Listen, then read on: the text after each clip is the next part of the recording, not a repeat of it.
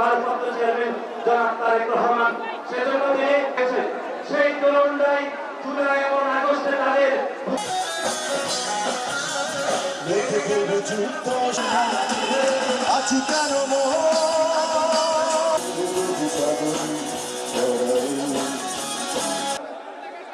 ওকে চলেন আজকে বগুড়াবাসীর জন্য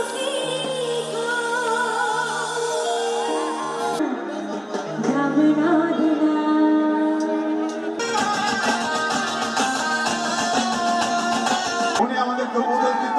এখানে আরো অনেক নেতৃবৃন্দ আছে, নাম বলতে সংসদের সাবেক সফল সভাপতি বাংলাদেশ